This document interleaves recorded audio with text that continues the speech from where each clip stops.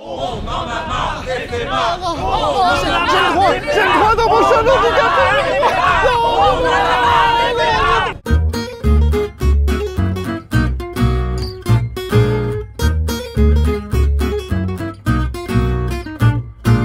Salut les gars. Salut Charlotte. Je vous ai réunis ce matin pour que nous puissions parler du retour de votre collègue Benjamin, avec ses problèmes de vision. Bon. On va avoir l'AGFIP qui vient tout à l'heure. Moi, je me suis déjà entretenu avec eux et on s'est dit que ce serait une bonne idée que vous aussi, vous les rencontriez. Il se passe certaines choses que j'ai pu constater. Certains d'entre vous sont aussi venus m'en parler. C'est qui a dit des trucs? C'est pas la question. Bah non, alors c'est quoi la question? Et puis c'est qui cette GFIP là? Pas AGFIP, AGFIP. Ils se présenteront tout à l'heure. Okay, en gros, ils aident et conseillent les entreprises sur la question du handicap.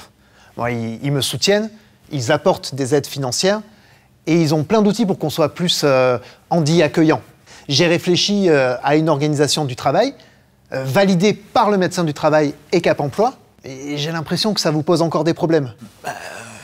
Bon alors, je pense que je peux prendre la parole au nom des collègues. Voilà. Je vais dire ce que tout le monde pense, mais que personne ne dit. Voilà. Nous, on se pose la question pour savoir si c'est une bonne idée qu'il soit revenu. Parce que depuis qu'il est revenu, c'est plus tout à fait le même, quoi. Il fatigue vite, il y a des trucs qu'il doit faire qu'il n'arrive pas à faire. En plus de ça, il faut qu'on le conduise sur les chantiers. Alors, c'est pas contre lui, hein. Mais bon, nous... C'est bien que les choses se disent. Hein. Mais maintenant, je vais mettre les choses au clair. On est une équipe. Donc on doit tous se soutenir. Je vous rappelle quand même que grâce aux aides, et notamment à ce qu'ils appellent la RLH, on peut garder le collègue qui l'a remplacé. Bah ouais, les gars. Ouais, c'est bien ça. Et ce qu'il ne peut plus faire, c'est Thibaut qui prend le relais. Et je vous rappelle que Benjamin fait partie de l'équipe. Et que vous devez le respecter comme moi, je vous respecte. T'as raison, c'est vrai. Alors maintenant, pour qu'il y ait ce respect, je pense qu'il faut qu'on ait plus d'informations sur ce que ça implique de travailler avec une personne en situation de handicap. C'est pour ça que l'AGFIP vient nous voir. Ok. Bon, on y retourne? Allez, ça marche. Allez. Bon, je vous laisse avec Madame Freeman de l'AGFIP.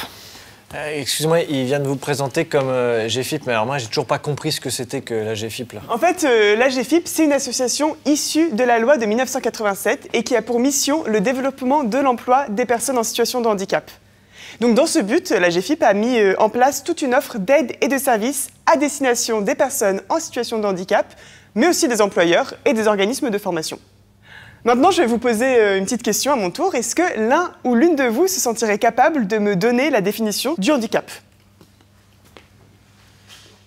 Je sais pas, quelqu'un qui est en fauteuil ou...